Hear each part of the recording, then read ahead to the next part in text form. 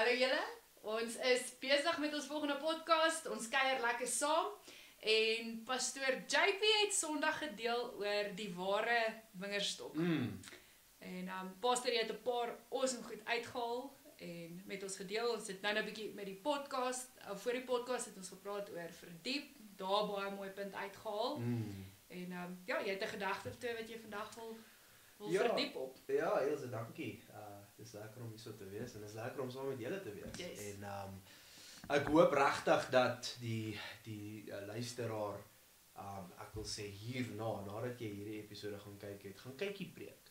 Ja. Want ek dink dit sal 'n bietjie meer konteks gee vir dit van die goed wat ons hier gaan bespreek. Maar 1 van Johannes, ek dink kom ons begin daar. Ek het uit Johannes 15 vers 1 gepreek. En 1 van Johannes se doele, en ons sien dit in al 3 sy skryfwerke. Jy weet, ons sien dit in sy evangelie, ons sien dit in sy briewe, en ons sien dit in Openbaring, wat hy ook geskryf het. Sien ons, 1 van Johannes se doele was om die goddelikheid van Jesus te establish. Jy weet, hy begin, sy heel eerste evangelie begin hy, in die begin was die woord, en die begin was die woord, en die woord was met God, en die woord was God. Yes. En dan vers 14 sê, en die woord het vlees geword en onder ons kom woon. En dan rekord Johannes 'n hele klomp stellings wat Jesus gemaak het, wat ek wil sê nie eien is aan Johannes nie, maar hy het meer 'n formule, hy het meer 'n formaliteit gemaak as die ander evangelies. En hy het 'n hele ander gedeelte van Jesus se bediening uitgelig as die ander evangelies. Dis hoekom, net vir interessantheid, Matteus, Markus en Lukas word die synoptic gospels genoem. Yes. Synoptic beteken dieselfde. Jy weet, synonym, dis waar die woord Yes. synonym vandaan kom. Hulle het gefokus op ander fasette van Jesus se lewe, maar hulle evangelie verhaal, sal jy sien, is baie dieselfde. Baie van dieselfde stories word herhaal, baie van dieselfde goed word herhaal. Johannes het 'n hele ander approach gehad. Hy wou die goddelikheid van Jesus establish. Daarmee het hy die volgende rekord wat Jesus oor homself gespreek het. Die 7 ek is stellings van Jesus. Yes. Waarvan ek is die ware wingerdstok, die einde is, die laaste een is, die 7de een is. Hy het gesê in Johannes 6 vers 35, ek is die brood van die lewe. In Johannes 8 vers 12 het hy gesê, ek is die lig van die wêreld. Johannes 10 vers 9 het hy gesê, ek is die deur vir die skape. Johannes 10 vers 11 het hy gesê, ek is die goeie herder. In Johannes 11 vers 25 het hy gesê, ek is die opstanding en die lewe. Johannes 14 vers 6 het hy gesê, ek is die weg, die waarheid en die lewe. En dan Johannes 15 vers 1 het hy gesê, ek is die ware wingerdstok. En ek het gefokus op hierdie een, want dit is 'n alomvattende een. As jy gaan dink aan die punt wat Jesus daar maak in Johannes 15 vers 1, ek is die ware wingerdstok, en die lote wat in my ingeënt is, dra vrug. En dit is my ware disippels. Jy weet, hy sê in vers 8 daarso, dit is juis deur julle wat vrug dra, en julle wat my disippels is, wat julle God verheerlik. Yes. In vers 2, dan praat hy van die lote wat nie vrug dra nie, en wat dan afgesny word deur die boer, sy vader is, en dan in die vuur gegooi word. Nou, dit is interessant, hy maak hierdie distinction tussen hierdie twee, my ware disippels wat in my is, en dan die ander disippels. Maar die punt is, ons is afhanklik van hom. Jy weet, en ek dink, ons kan 'n bietjie gesels, Ilse, oor die verskillende ek is stellings wat hy gemaak het, en hoe elke een van daai stellings inpas met die idee van, ons as mens is so afhanklik van Jesus. Ek bedoel, in Johannes 15, 'n bietjie later, dan sê hy daar, so ek is die wingerdstok, julle is die lote, sonder my kan julle niks doen nie. There's no purpose. Daar's absoluut niks van dit nie. So, ons is afhanklik van. Dit is die core boodskap van Johannes 15 vers 1. Ons is afhanklik van hom. Vir lewe, maar ook vir die vrug wat ons dra, op die einde van die dag. Daai vrug wat ons vir hom bring, Ja. op die ouene wat wysmens is. Ek sit en dink, as ons praat oor 'n wingerdstok en daai takke, ek het op 'n stadium 'n mooi studie oor dit gelees, en hulle sê toe, daar's geen ander doel vir daai takke of bruikbare ding wat hulle kan doen, behalwe vir vuur maak nie. Jy kan nie met hom bou nie, jy kan nie meubelstukke met hom maak nie. Jy kan dalk bietjie deesdae dalk kunstig wees, bietjie abstrakte kuns doen, maar hy gaan nie regtig iets meer wees op die purpose waarvoor hy gemaak is nie. So dis my mooi daai absolute inenting wat ons van praat en hoe die punt dit net kom beklemtoon. So ons gaan so 'n bietjie gesels oor elkeen en dan kom ons weer by die laaste deel. By die laaste een uit, ja, verseker. Die eerste een is ek is die brood van die lewe. Hy sê dit in Johannes 6 vers 35. Ek weet nie of jy dalk 'n paar gedagtes wil deel. As iemand na my toe kom en sê ek is die brood van die lewe. Ek dink in vandag se tyd, jy weet, daai tyd ons moet die konteks 'n bietjie verstaan, want die idee van brood, daai tyd was 'n noodsaaklikheid geweest. Jy weet, vandag is brood, jy weet, of jy eet brood of jy eet nie brood nie, maar party sny dit uit, vandag is dit maar dis kos. Jy weet, dis voedsel, dis nutrients, dis belangrike goed. So ek soek na die skrif wat ons bietjie deur die skrif kan gaan rondom dit, dan kan ons 'n bietjie gesels daaroor. Ek dink die skrif is wel vol mooi verwysing na brood. En dan soos jy sê, die eerste ding wat na mense gedagte toe kom is daai dag tot dag voorsiening vir jou oorlewing in ons lewens. En dis my weer mooi as ons na die 7de punt toe gaan, weer die wingerdstok, maar kom weer terug na dit toe, dat ons kan nie oorleef sonder Jesus Christus en sonder om by hom te wees en aan hom connected te wees nie. Ja. Ek dink so, toe die disippels na hom toe gekom het en vir hom gevra het, Here, leer ons om te bid. Yes. Een van die dinge, die Onse Vader kom hy, en een van die dinge wat hy hulle leer is om te vra vir jou Vader, gee ons vandag ons daaglikse brood. En jy weet, die Onse Vader is 'n gebed wat jy leer in die kinderkerk. Jy weet, en daar word dit vir jou geleer en ingedrul, jy is afhanklik van God vir jou voorsiening. Yes. Jy weet, jou kos kom van die Vader af, dis hoekom ons dank die Here wanneer ons eet. Jy weet, dit is hoekom ons daai gewoonte in ons ingebou het, want ons vra vir God vir voorsiening en dan is ons dankbaar daarvoor. Maar dis meer as net fisiese brood. Dis nie net die kos nie. Ja, dit is dit, verseker. Maar dis die geestelike kant daarvan ook. Jou geestelike gesondheid het ook voeding nodig. Voeding deur die woord van God, voeding, jy weet, Jesus wat die brood is wat dit kom doen. Ek weet nie of jy nog ietsie wil sê voordat ons... Pastor, ek dink dit remind mens aan om dag tot dag te stop by Jesus. Ek dink soveel keer is ons gejaag en ons stilte tyd is baie keer 'n konsep wat nie 'n noodsaaklikheid gesien word nie. Maar hierdie skrif beklemtoon vir my daai dag tot dag stil word saam Vader. Vir oorlewing. Om te weet wat hy vandag wil hê. Ek dink dis so, vir die van julle wat op die vasnaweek was, julle sal weet, maar as julle 'n dag of 2 sonder kos gaan, jy weet, jy besef hoe baie het jy kos nodig. Dit raak 'n urgency in Absolutely. jou, en dan 'n stukkie brood is dan soos wonderlik. So, as Jesus sê ek is die brood van die lewe, dan, maar kom ons kyk gou na die skrif. So, Johannes 6 vers 35, dan sê Jesus, maar Jesus sê vir hulle, ek is die brood van die lewe, of ek is die brood wat lewe gee, sê hierdie vertaling.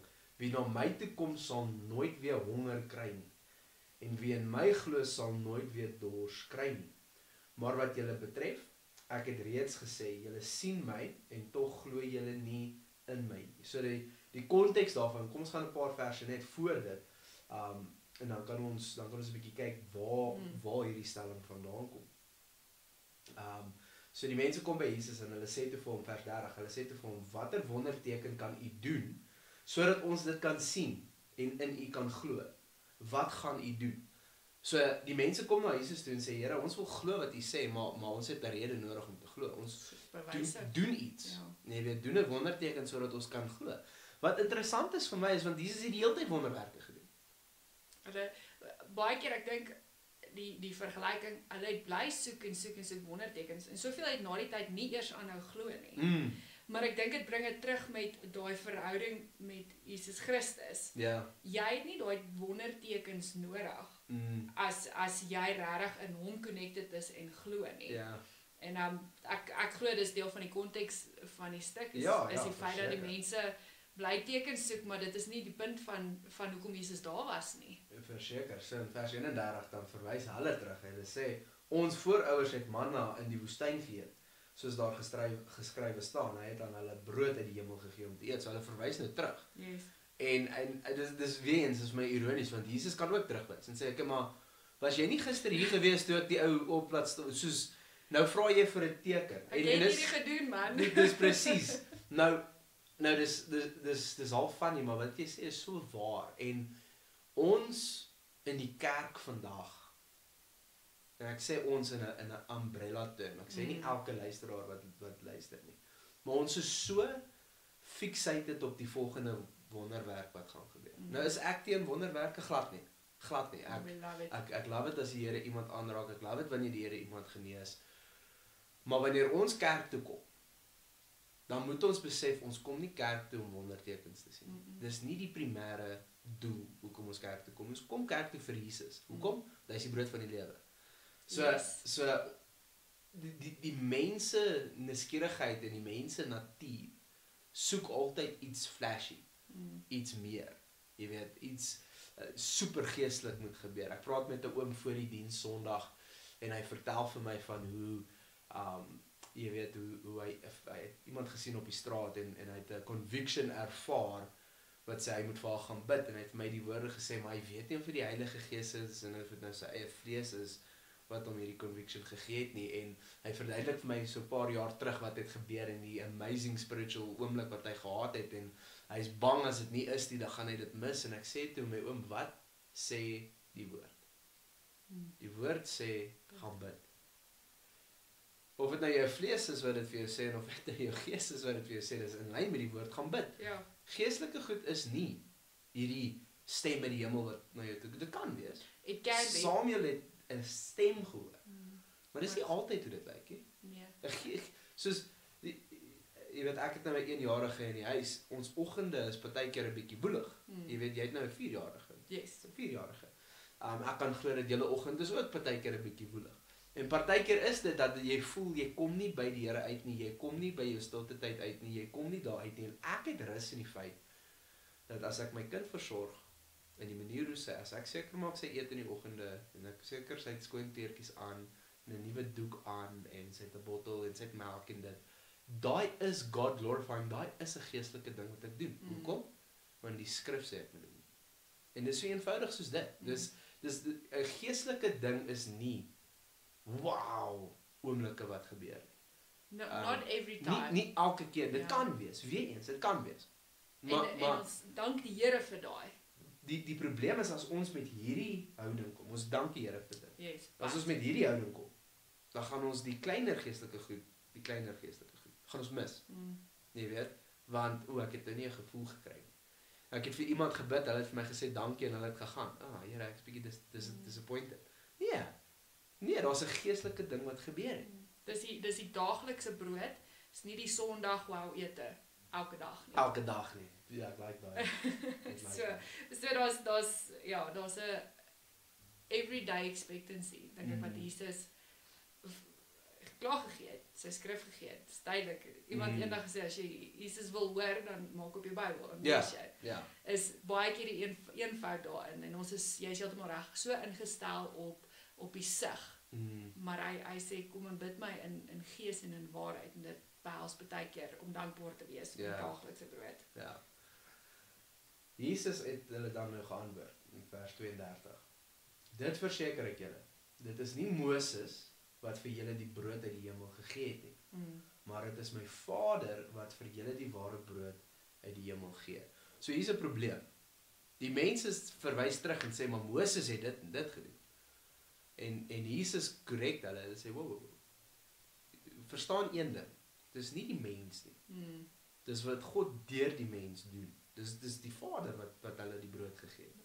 But they connected to him. Dis presies, en hulle leef in verhouding met hom. En dan nou kom ons by die topik van brood op. dis interessant want hulle het die topik opgebring. Die mense het dit opgebring en gesê maar ons voorouers het brood uit die hemel gekry. Ja. En Jesus laterand sê maar ek is die brood van die lewe. Ja, Jy soek 'n wonderteken, maar ek is daai wonderteken. Jy weet die brood wat God gee, is hy wat uit die hemel kom en aan die wêreld die lewe gee. Amen. Vers 33. Dis vir my so cool vers hierdie, want hy sê die brood wat God gee is hy wat uit die hemel uitkom. Net soos wat die hemel uitgekom het, onthou, en ek het dit Sondag ook genoem, die Nuwe Testament leer vir ons dat die Ou Testament is 'n tipe en 'n skaduwee vir dit wat die Nuwe Testament nog moes kom openbaar. Yes. Nou die Nuwe Testament het vir ons kom openbaar, so ons kan sien dat manna was 'n tipe, was 'n skaduwee van iets gewees. God wat brood uit die hemel uitstuur. Wat die vervulling in Jesus kry. Wat sê hy is die brood wat uit die hemel uitkom, wat lewe kom gee. Dat is baie mooi. Dis 'n mooi koneksie, né? Ja. Hulle sê toe vir hom, meneer, gee ons tog altyd hierdie brood. So nou vra hulle vir hierdie brood. En dan sê Jesus, maar Jesus sê vir hulle, ek is die brood wat lewe gee. Wie na my toe kom sal nooit weer honger kry nie. En wie in my glo sal nooit weer dors kry nie. So dis 'n mooi skrif. Ek love hierdie skrif want jy weet dit praat van hoe ons mens dit soms kan mis. Ek hoor jou, die heeltemal. Ja, ons mis dit. Ons sien goed raak, maar ons sien nie die groter prentjie raak nie. Jy weet, hulle verwys terug na die brood uit die hemel uit en hoe Moses hulle gevoer het en Jesus sê maar dis die Vader wat die brood gestuur het. En die brood wat hy stuur is die een wat kom lewe gee. En dan sê hulle maar ons soek hierdie brood. Jy weet, ek glo nie hulle het gedink dis regte brood waarvan Jesus praat nie. Nee, dis duidelik dis 'n geestelike. Hulle het verstaan dis geestelik. Hulle het verstaan dis 'n geestelike ding. Hulle het net gemis dat hy is. Ja. En Jesus het gesê maar dis ek. Hallo. Ek sê vir julle. Nie die wonderwerke nie not daai nie Moses en Abraham en almal voor my nie. Is ek Jesus Christus. Dit is vir my so cool. So ons praat van dis voorsiening en goed en dit is, maar ons moet die groot prentjie raak sien is die brood wat uit die hemel uitkom. As ons dink aan die Israeliete in Exodus waar hulle in die woestyn was, waar die brood uit die hemel uitgekom het, die situasie waarin hulle was dood. En iewes skielik kom Jesus. Nou die evangelie boodskap is presies dit. Efesiërs 2 vers 1 sê ons is dood in ons sonde. Ons was dood in ons sonde. And here he comes and give life. Hy kom, die brood van die hemel wat lewe bring. En so ek jy weet as jy die Bybel vat en jy lees dit so en jy connect hierdie stukke. En dis nie moeilik nie. Nee. Jy weet al wat jy moet doen is jy moet lees en verstaan waarvan hulle praat. Ja. Dis eintlik presies wat lekker is toe ons kom sit ook is van okay, kom ons chat bietjie. Soos met praat dan kom hierdie skrif op en die Heilige Gees kom remind jou, joh, maar daar's soveel verwysing van brood. Ja. En dan gaan ons die res sien as wat die skrif is constantly besig om terug te verwys na hierdie voorsiener toe, na Jesus Christus. Ja. Dis lekker. Dis super cool. Baie interessant. Die storie van Exodus is die model van redding wat ons sien. Jy weet, so dit is die tipe, die groot reddingsstorie in die Ou Testament waar God iemand stuur. Hy gaan na Moses toe en dan stuur hy vir Moses na die mense toe om hulle uit die Egipte uit te bring, uit slawerny te bring en dan in die woestyn dan kry hulle nou die brood waar hulle lewe kry. En dit is presies wat gebeur. Ons was in die land van Egipte gewees. Ons was dood in ons sonde. Ek dink ek het dit laasweek ook genoem. Josef se storie. Nee, waar hy Egipte toe gaan, maar dit is hoe Israel in Egipte beland het. Ja. En ons lees altyd die storie van Josef. En cool storie, nee, maar ek dink ons mis dit partykeer. Nee, want ons sê ja, kyk hoe was die Here se hand oor hom gewees. Sy broers het hom verkoop. Hy het jy weet in Potifar se huis opgeëindig as 'n slaaf. Jy weet Potifar se vrou het nonsens aangejaag en toe beland hy in die tronk, maar God was saam met hom gewees en God het hom opgereis om die tweede belangrikste mens in Egipte te wees. En ons mis dit want as jy die storie gaan lees dan wat gebeur? God beloof aan Abraham, as jy dit nou in 'n holistiese sin lees. God beloof aan Abraham, ek gee vir julle 'n land, ek gee vir julle jy weet 'n nageslag, ek gee vir julle 'n verbond. Yes. Nou wat gebeur? Hy gaan na die verkeerde land toe. Egipte is nie die regte land nie. Dis nie die land wat God beloof het nie. Hy raak die tweede belangrikste in die verkeerde land. Die farao kom en gee vir hom 'n naam. Ek weet nie of jy dit weet nie. Hy het 'n Hebreëse naam wat geconnect is met die covenant, met die verbond wat God met Abraham gemaak het. Maar nou kom die farao en gee vir hom 'n pagan naam. Dis nie goed nie. Dis nie 'n goeie ding nie. Hy gee vir hom 'n cloak. Nee, 'n mantel. Dis die verkeerde mantel. Hy gee vir hom 'n ring. Dis nie sy ring nie. En wat gebeur? Hy kry 2 kinders. Nee, en ek kan nie presies onthou wat die naam van die 2 kinders was nie. Miskien kan jy dit gou gaan Google pos. Maar hy kry 2 kinders en wat interessant is hy noem hierdie 2 kinders 2 Hebreëse name. Nee? Ja. En die betekenis van hierdie 2 kinders se name is insane. Die een beteken, nou moet ek dit bietjie dink want ek het nou hierdie 2-3 weke terug gelees. Maar die een beteken I let it go. Nee, to let Jy it praat go. nou van Josef. Josef. Okay, so sy Manasseh en Ephraim. Ja, Manasseh en Ephraim, dis waar Ephraim vandaan kom. So Manasseh beteken I let it go. Nee? Ja. En dan Ephraim beteken God is with me in the land of my affliction. Nee? Yes. So wat cool is ek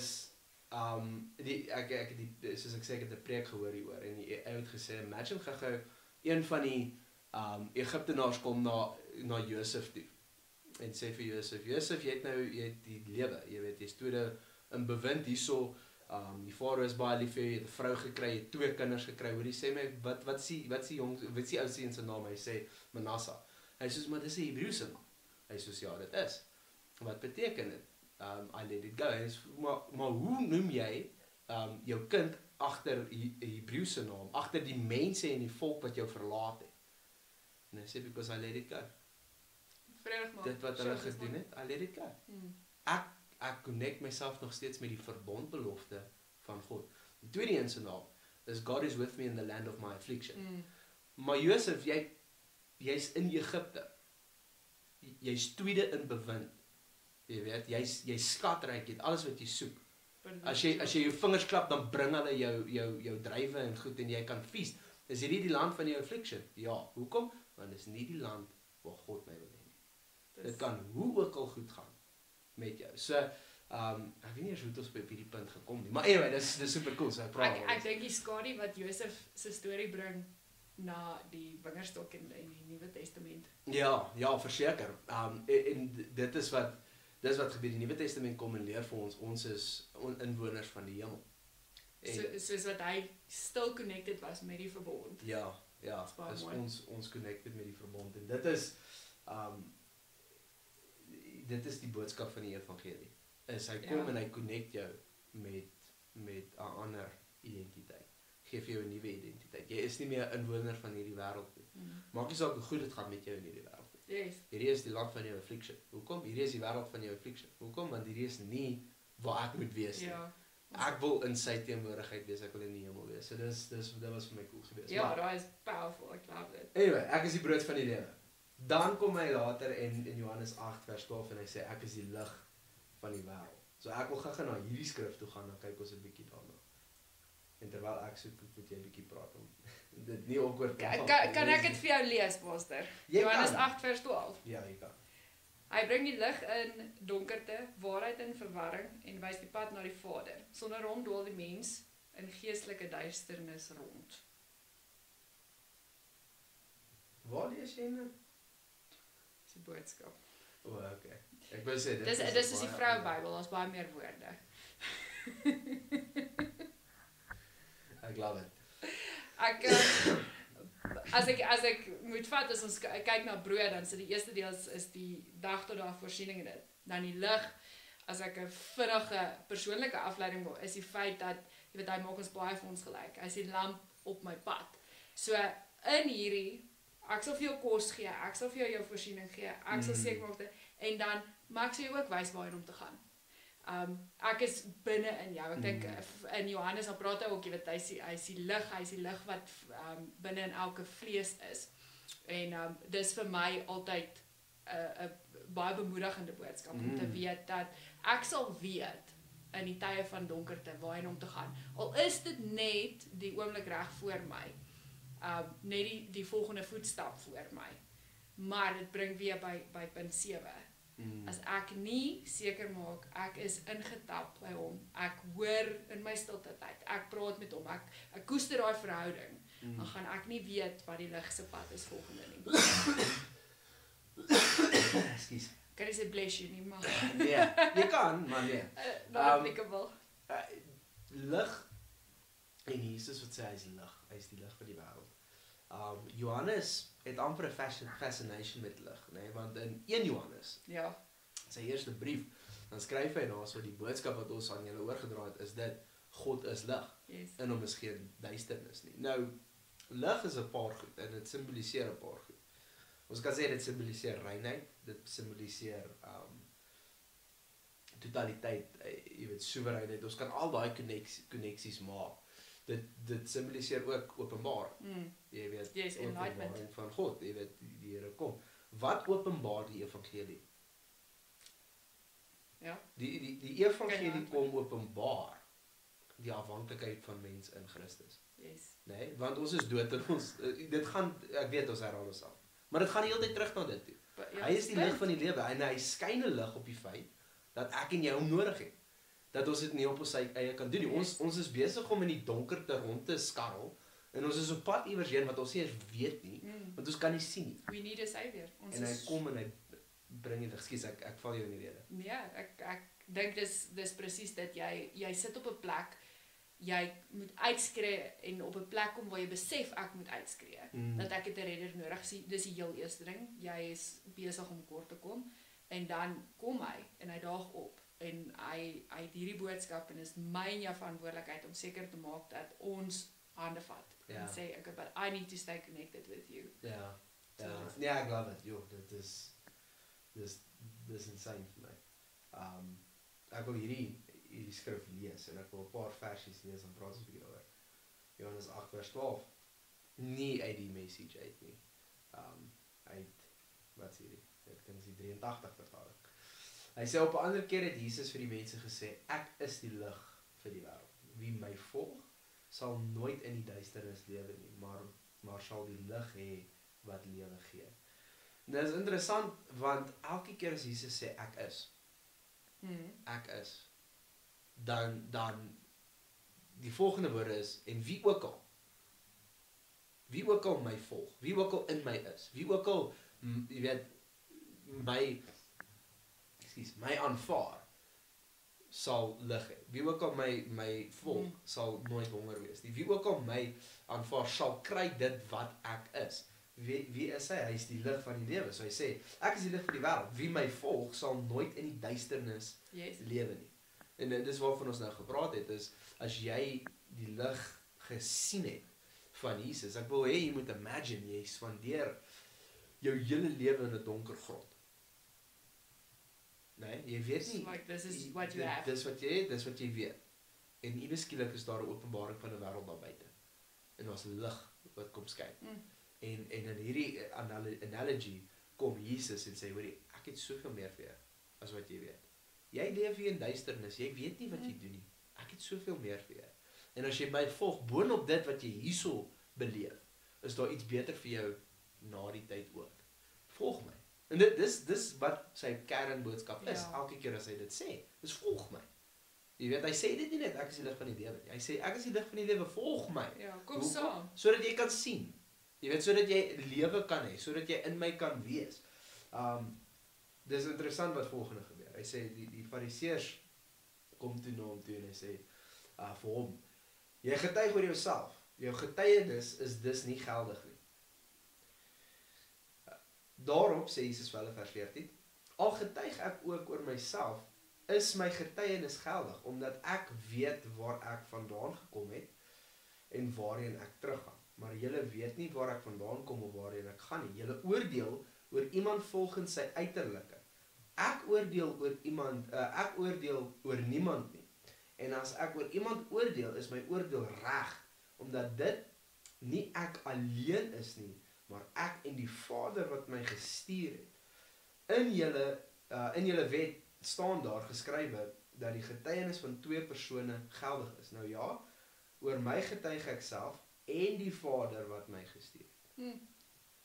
Dis Ja, daar is 'n bietjie radikale stelling wat hy maak hierso. Want die Fariseërs het nie van Jesus gehou nie. Newsflash, nee, want hy het goed gesê wat teen hulle teologie gaan. Hy het goed gesê wat teen hulle,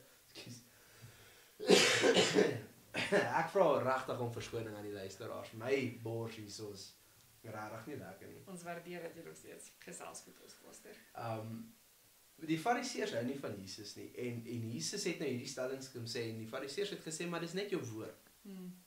En Jesus sê sien net my woord nie. Dis die Vader se woord ook. Ja.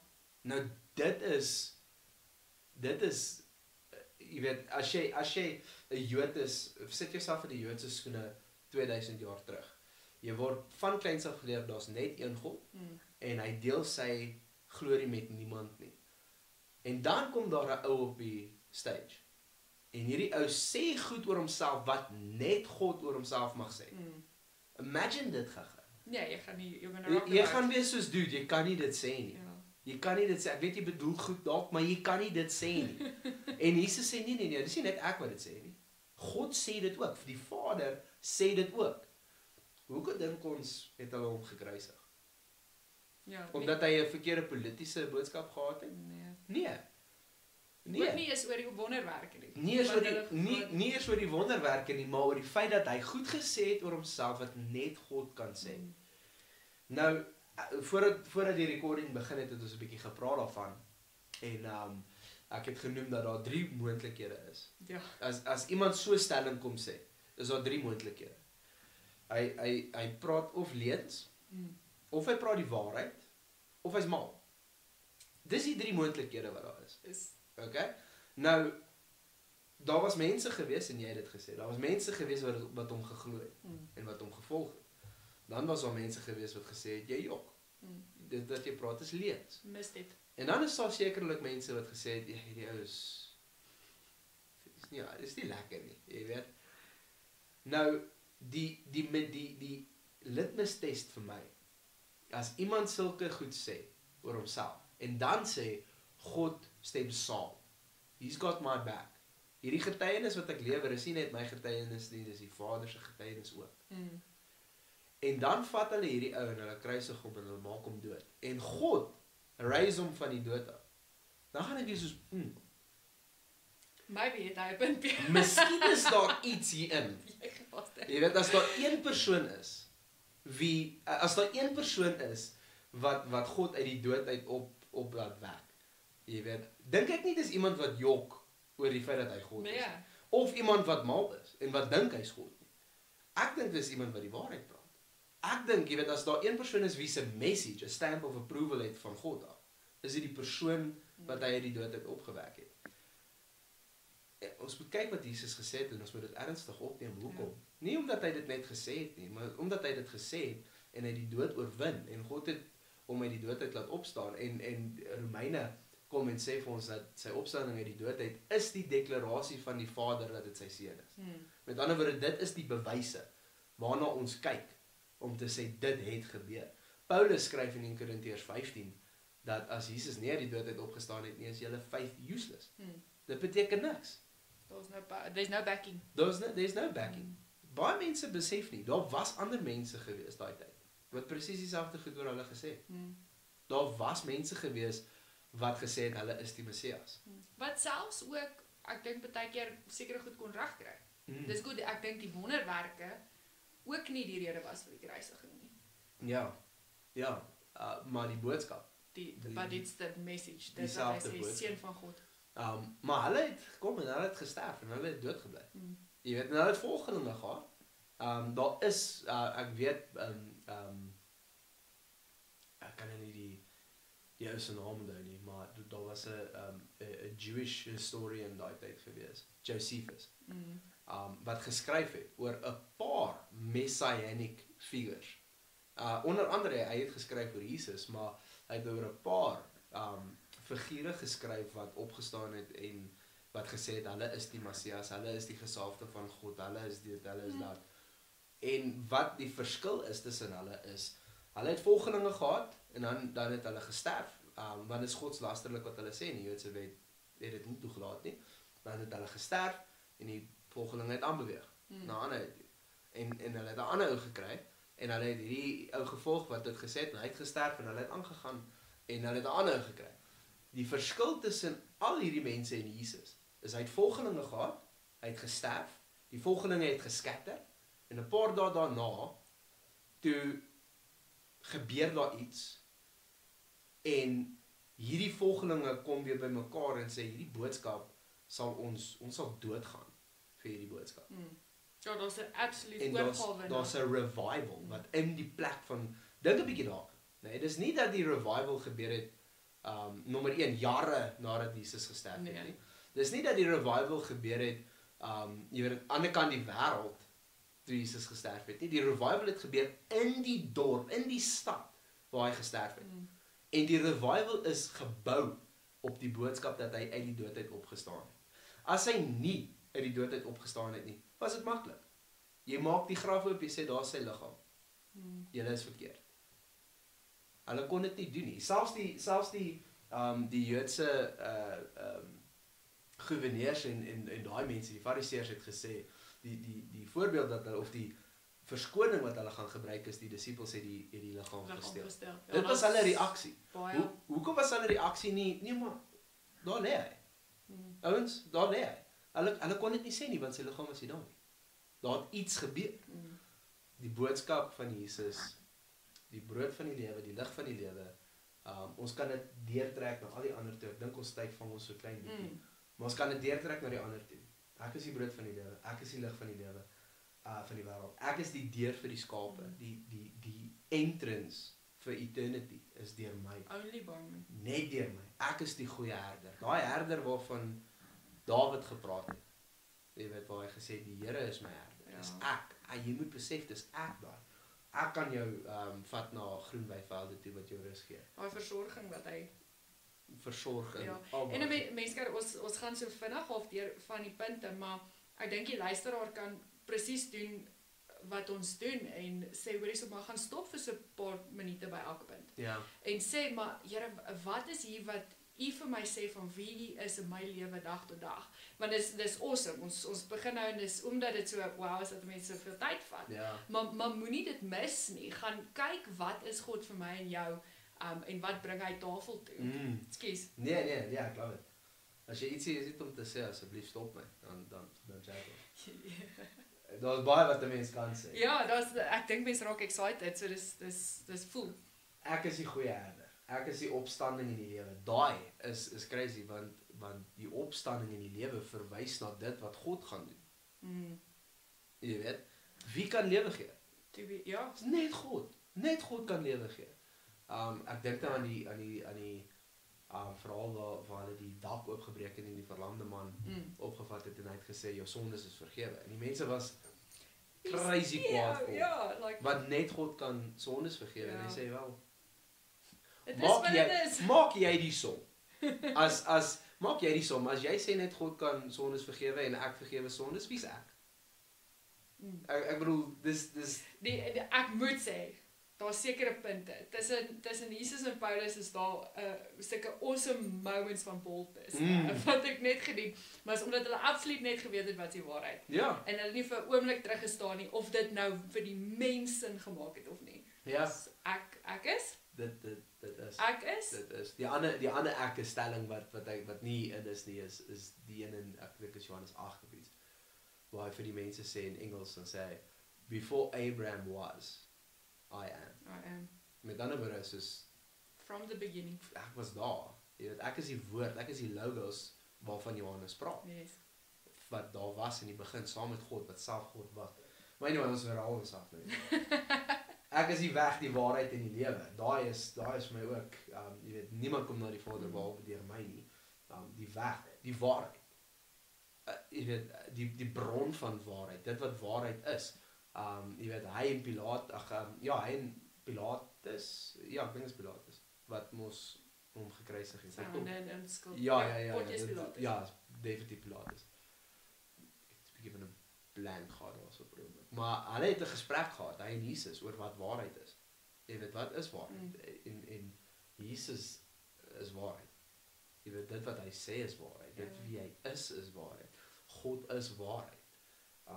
Dit is en die lewe, daar sê hy weer, ek is die opstanding en die lewe, ek is die lewe. En dan albei, ek is die ware wingerdstok. Amen.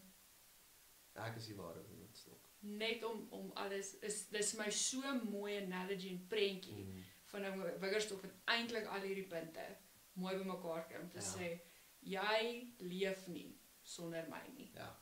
Jou voorsiening. Kan nie. Ek het jou uit die dood uit, ek hou jou aan die lewe. En ek kom en ek is die een wat enigiets goed uit jou uitkom is my lewe, my werk. Apart van my, Ja. kan julle niks doen. A picture says 1,000 words. Dis nie 'n lekker boodskap om te hoor van 'n vleeslike perspektief af. Nee. Want die vlees is soos, maar wie is jy om vir my te sê ek kan niks doen nie? Ek wil onafhanklik wees. Ja, Ek het hierdie. Dis nie 'n lekker boodskap vir jou vlees om te hoor nie. Maar gaan nou, ek sal net terug. Dis nie 'n lekker boodskap vir my vlees om te hoor nie. Maar dit is die boodskap. Dit is die evangelie. Dis die waarheid. Dis die lewensgewende boodskap. En ons moet dit aanvaar. Ja. Of ons moet draai dit op ons eie doen en kyk waar kom ons, maar gaan nie ver, dis presies, want hy is die lewe, hy is die brood van die lewe, as jy hom nie vat nie dan. Wow, pastor, ek dink vir die luisteraar ook, dis lekker om so 'n bietjie te sien die agtergrond waar jou boodskap ook vandaan gekom het en dan die diepte wat jy saam met dit bring met ons deel. Ek wens ek het Sondag meer tyd gehad. Ja, ek kan dink. Jy weet, want om al hierdie goed in 30 minute, hierdie podcast is seker nie eers 30, hy is seker langer as dit. Om al hierdie goed in 30 minute en dan nog by die wingerdstok en die geestelike diepte daarvan te verstaan, vat baie langer as dit. En so dis hoekom ek sê, gaan luister na die boodskap. Asseblief, ja. En as jy in die kerk was Sondag, en jy sê, maar ek het die boodskap geluister, gaan luister hom weer met hierdie as agtergrond. En gaan verstaan dat, wanneer Jesus sê, ek is die ware wingerdstok, dit is so 'n theologiese diep stelling, wat hy gemaak het. En die betekenis daar agter en die gesag en die weight daarvan is so groot. Amen. So, ja. Dat sê, mag elke luisteraar 'n absolute begeerte het om te bly in Jesus Christus, om te bly soek na wie hy is en die volheid daarvan. Dankie dat julle saam gekuier het. Amen. Dankie julle.